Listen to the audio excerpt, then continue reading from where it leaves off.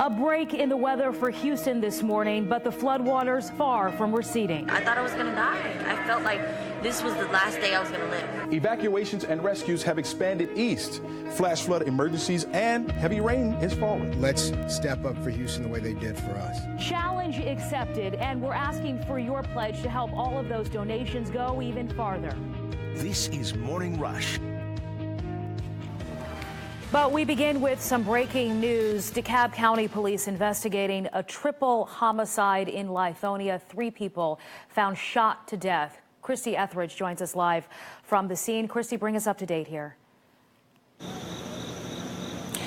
Yeah, police are investigating that triple homicide. They found 3 people dead inside an apartment complex or inside the apartment here at Par 4 Court in Lithonia. Let me give you an idea of the scene right now. I'm standing at the edge of the crime scene tape, but the scene is actually down this hill and around the curve in one of the buildings at the back of the complex. We got an update just a little bit ago from DeKalb PD. They say they got a 911 call around 11 o'clock last night, and it took them a little while to figure out that there actually was a crime scene because they couldn't tell immediately that anything was wrong or what happened. But when they did, they found 2 males and 1 female dead from gunshot wounds, all 3 victims in their 20s. They have not identified anybody yet. They say 2 people were living in that apartment. The rest were visitors, and they're trying to sort out who was who. But either way, a lot of upset people tonight. I spoke with some family members who say they are the aunt of one of the victims inside. She's hurting tonight. Let's take a listen. And he said, "Auntie, I gotta go upstairs." And I just felt like something was wrong. It's just something just passed through me that something was wrong.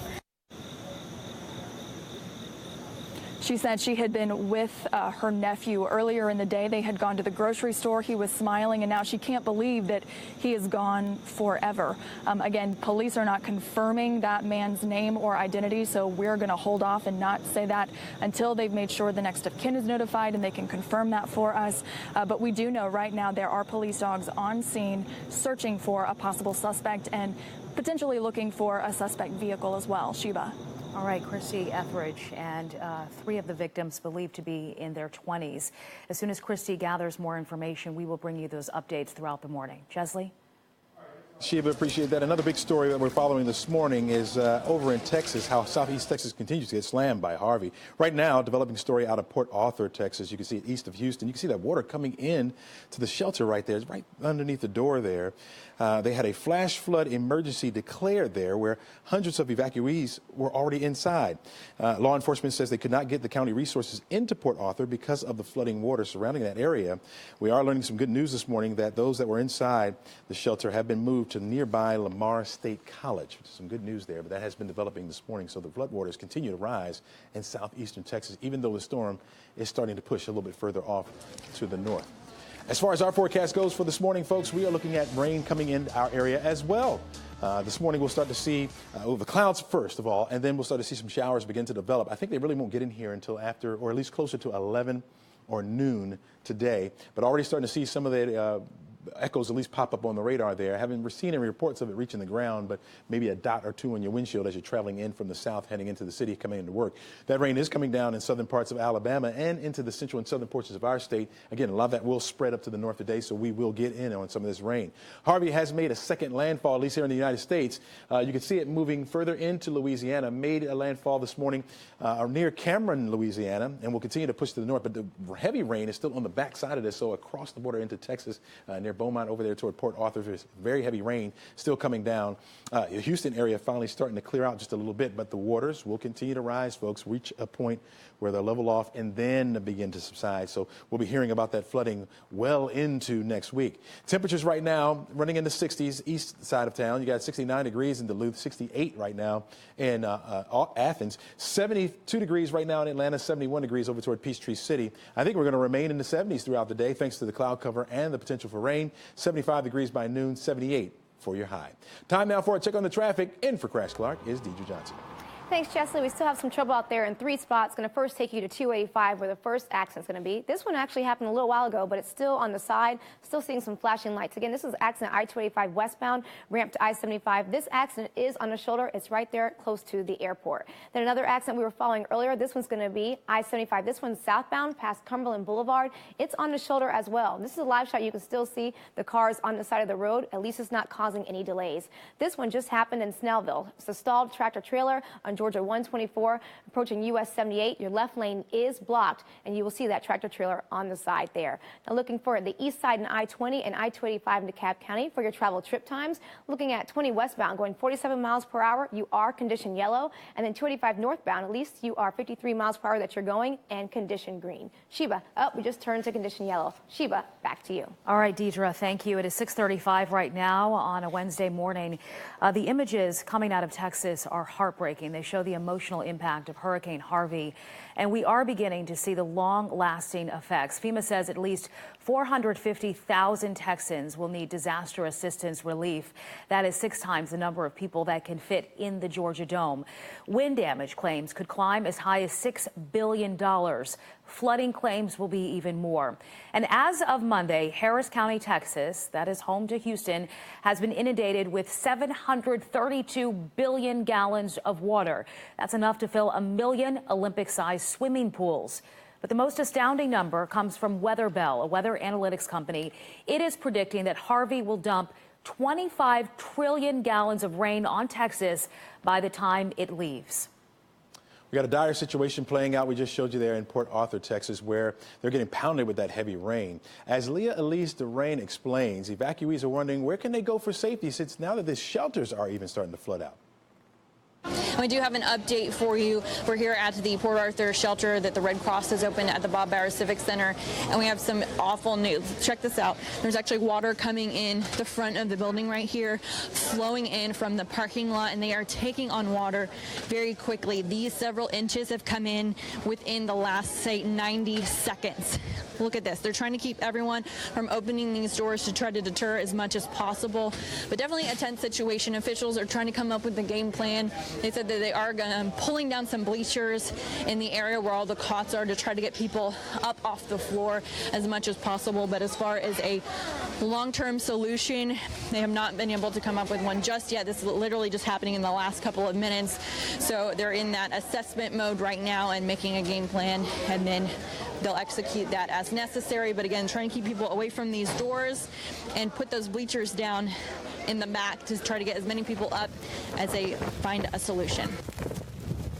So 5 days now since Harvey roared ashore right there in Texas. They are still dealing with some historic flooding. The crisis raising new questions about flood insurance. Who needs it? How do you get it? How much does it cost? Jennifer Leslie is answering all of those questions for us this morning. So most of the victims, 80 to 85% of the storm victims in Texas do not have flood insurance? Yeah, it's a very small number. Only about 15% do have, in the most hard-hit areas, do have insurance. And that's through the National Flood Insurance Program. And that's the only way to get coverage for this kind of damage. Most mortgage holders require you to get flood insurance if you're in a floodplain, but it's optional if you are not. And yet as many as 1/4 of the claims made to the National Flood Insurance Program come from outside a floodplain.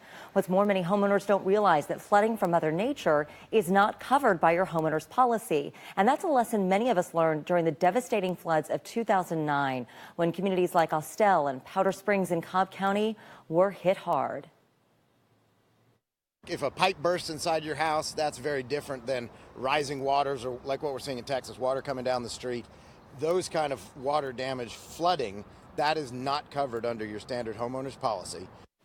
The average annual cost of flood insurance through the national program is $700. You can get it through your regular agent, but it has to be in place for 30 days before you can make a claim, so you can't run out and get it in time if a storm is approaching. It has to be thought out well in advance. And anyone can get this, whether you live in a flood zone or not. That's right. If you live in a flood zone, you probably already have it because your mortgage holder requires it, but any of us can get it. Anyone in Georgia. There are certain communities, they have to have a certain partnership with the program. All of the communities in our area and in Georgia do. All right, Jen, thank you so much. Chesley, let's send it on over to you. All right, thanks a lot, Sheba. 11 Alive and our Techno affiliates are working hard, folks, to provide as much relief as possible. And thanks to your generosity so far, we've raised more than $1 million through our Texas Cares relief program there, initiative for storm victims.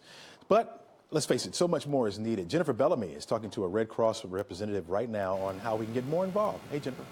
Good morning, Chesley. Sherry's still with us this morning. And again, all you have to do to donate is go to 11alive.com/TexasCare. So right now, Sherry, what we're going to do is talk a little bit about what those donations will mean. You've brought some stuff to kind of illustrate the point for us. It does help sometimes to have something as an example of the difference you can make really with even not a lot of money. Exactly. A blanket like this, $5.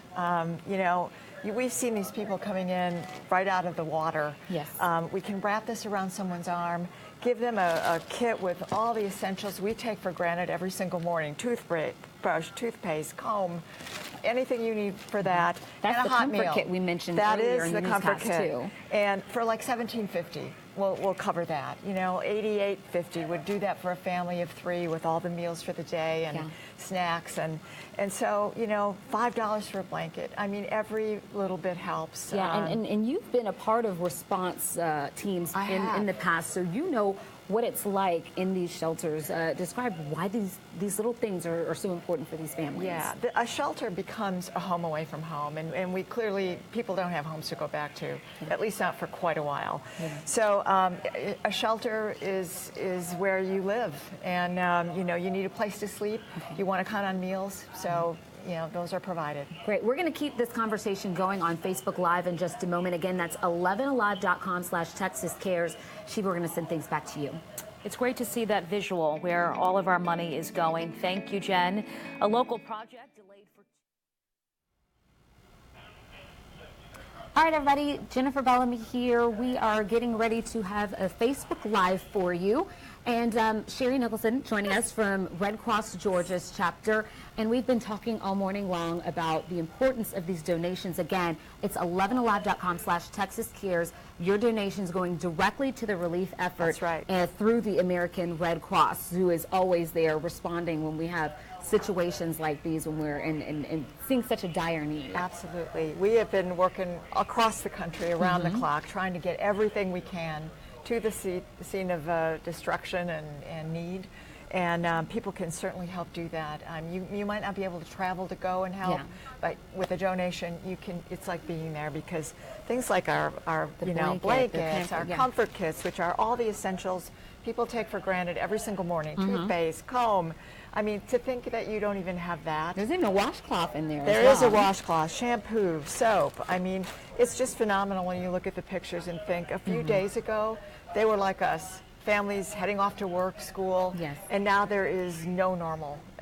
You know, this is normal. This helps provide normal. So, and we're talking a little bit about the efforts that have already begun from our volunteers here in Georgia. What can you tell us about who's already deployed, what's already been sent out to Texas so far? Yeah, here in Georgia, we've been working really hard across the state. You know, I think we've probably got more than 70 volunteers so far. The first wave kind of were leadership folks, went more to Louisiana to stand up operations there. And get ready for what we're seeing now. Exactly, and now we're just totally moving into more people that will be doing sheltering. Obviously, the need for sheltering is great. And I think in the next few days, over the weekend, we're going to see a lot of people deploying. They've been on standby, we've been polling, and they're all lined up to go. That's happening across the country. The great need is the sheltering piece and the feeding, because we are so in the emergency phase still. And we were talking a little bit about Union City. That's a special little area for us here. Yes, we have in Union City a national supply warehouse. They're strategically placed around the country, and here in Georgia we have one of those. And when we get the call, our folks there are loading up these tractor trailer loads round the clock. I think, you know, a couple days ago they were at the 30 level of tractor trailers loaded, and those are all shelter supplies, meals ready to eat, cots, blankets, pillows, comfort kits Yeah. like these. Just those little things to make people even a small amount more comfortable. Exactly right. When they're living in these large shelters. Yeah, that's right. And they look to try to make a corner. You'll see families sort of push the cots together and create space that's their own. As we move on, we work with partners. We find things for the children to do and keep them entertained. Mental health and health workers will meet with families in there. So we have different things happening all the time in the shelters, and it becomes a community center and support, just support. I'm going to dart out real quick because you brought another prop that we want to bring in. Oh, gosh. And that's this little teddy bear, because people forget that these are families that are here with small children, and you can already imagine how terrifying a situation like this is for an adult. But imagine a small child. Exactly. Well, and I grabbed him because we have a stash of teddy bears at the Red Cross here. All of our children who are affected by fires, which we respond to daily, we always give them a teddy bear. I'm not sure. I'm sure there'll be teddy bears and things for the children. He's almost a representative, though, of the kind of comfort and support that you can't put a dollar figure on, honestly.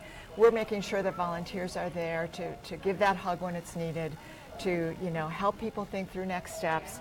They get the hug just like a teddy bear hugs a child, and we're there for the whole family. Parents who don't know what to do next, as well as kids who are totally confused about what happened. Now we are on Facebook Live, so if anybody has any questions, I'll be taking a look through here so that Sherry can help us respond to any of those throughout the morning.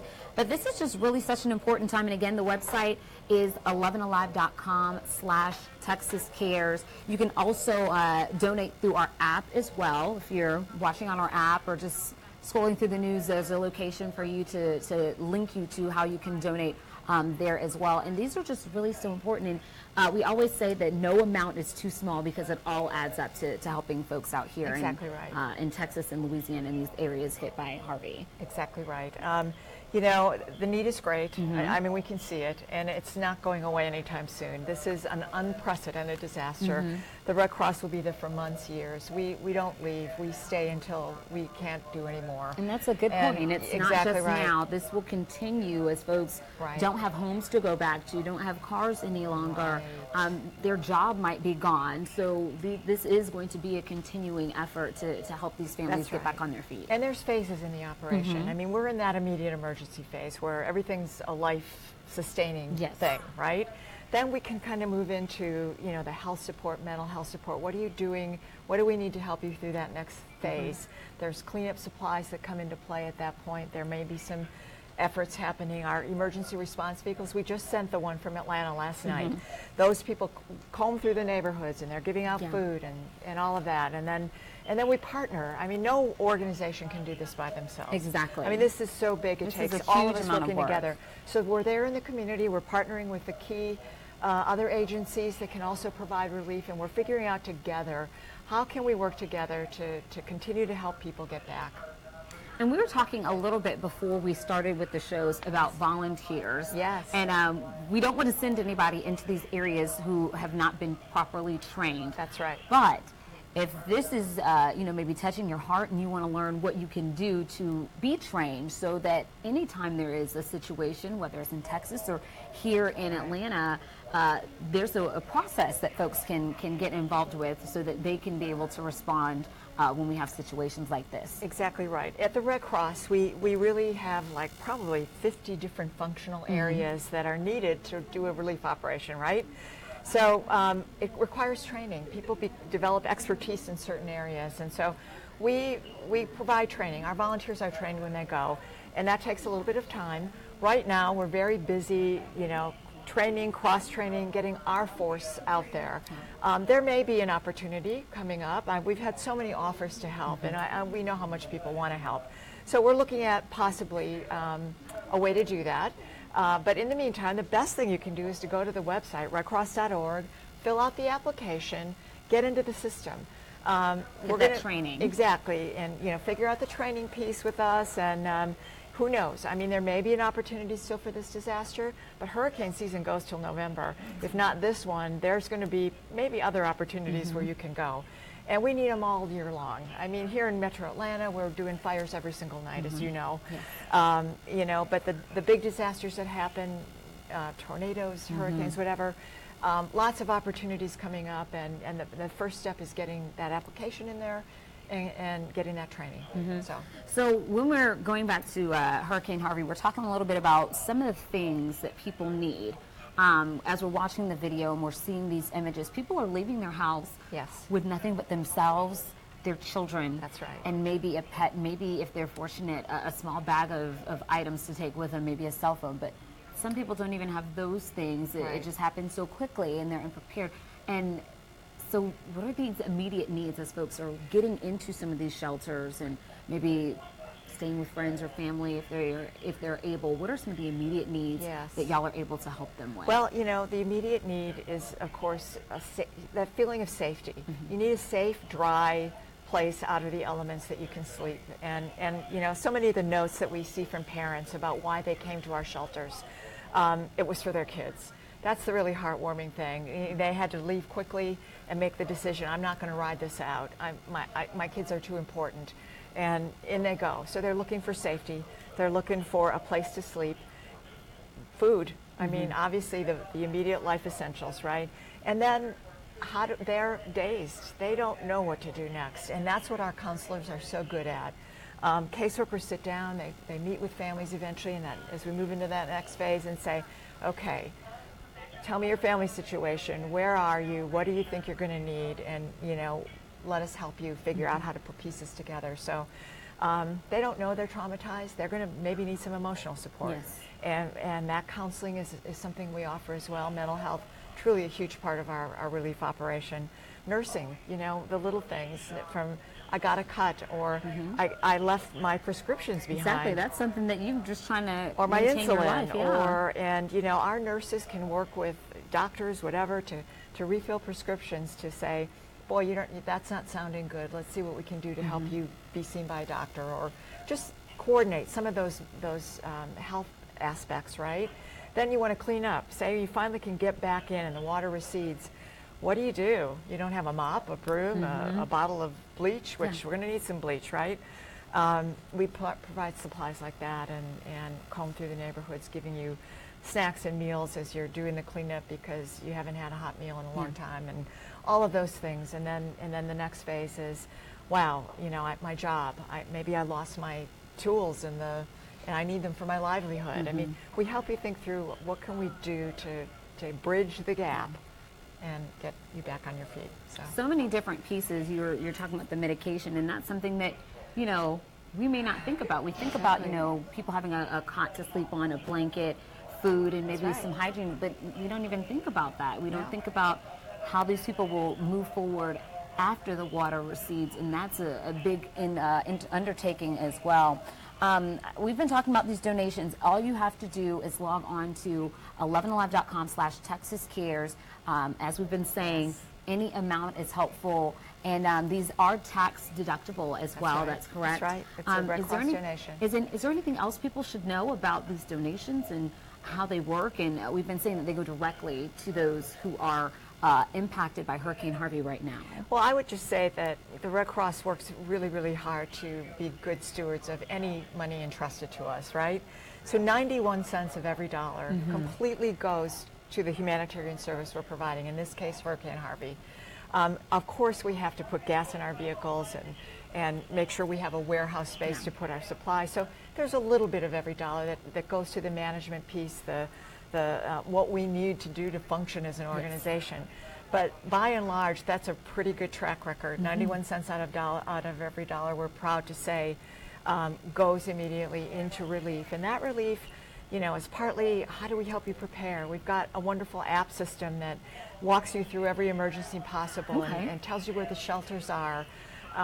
You know, how can I get into it? I love it. In fact, I have a daughter that lives in Wilmington, and of course they're always in the, you know, the weather's path as well. I can get alerts about the weather that she's getting.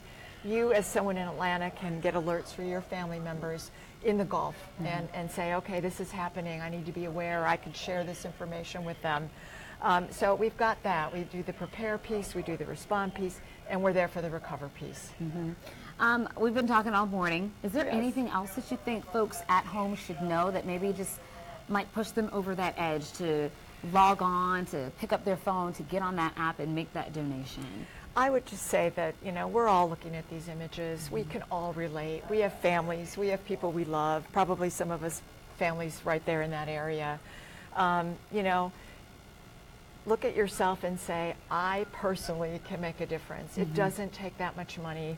And it's going to take all of us. We've never seen anything quite like this. So now's the time. Now's the time to just jump in and make sure that the resources are going to be there for the long haul. Yeah, and not everyone is able to get up and go volunteer. That's at right. this point. Like we were saying, Exactly. you don't have the training. That's right. And, you know, at this point, you know, maybe you have a job, maybe there are other circumstances where you're not able to go physically down there and help at this moment. Well, this is a perfect That's way right. to make yourself an extension of that helping hand, so to speak, to make a difference in the lives of these families who have lost everything. And, you know, most of us are online every single day. I mean, that's the world we live in, and it's that easy. You're online anyway. Go to the site, you know, click, and boom, you're done. And any amount that you can find in your heart to help would be a great help to us. And we are working around the clock. I assure you, our folks are passionate about what we do. Not just here in Metro Atlanta and, you know, across Georgia, across the whole country. It's all hands on deck for this one, and we're going to work as hard as we can to get the help where it needs to go. And this is, again, a partnership with our parent company, Tegna. We've already raised more than $1 million so far. Incredible. The Tegna Foundation was going to match up to about $100,000, so we've already met that. But the need is still going to be great, and as we've been saying, it's going to continue on. So this is a wonderful way to help these families. And another good idea, if you're watching at home, if your company does matching, this is a perfect opportunity to use that. Sometimes we forget about some of the resources that we have ourselves, and if your company matches, this is a wonderful way to double up. So maybe if you have some organization or company that you're a part of that does something like that, this would be a perfect opportunity to make your dollars go even further with the Red Cross. So again, all you have to do is log on to 11alive.com/Texas Cares. You can also find that on our 11 Alive app on your phone as well. I know we're always on our phone. Absolutely. So we can make those donations very easily. You can make one today and tomorrow and whenever you like, because again, that funding is so important. It's going to be very crucial and critical for these families as they work to put the pieces back together. Sherry, thank you so much for being with us. We're going to go ahead and sign off. We'll be on again on the ATL a little bit later this morning. But again, 11alive.com/Texas Cares. That's the site you need to go to make any donation to help these families who have been impacted so much by Hurricane Harvey. Thank you so much.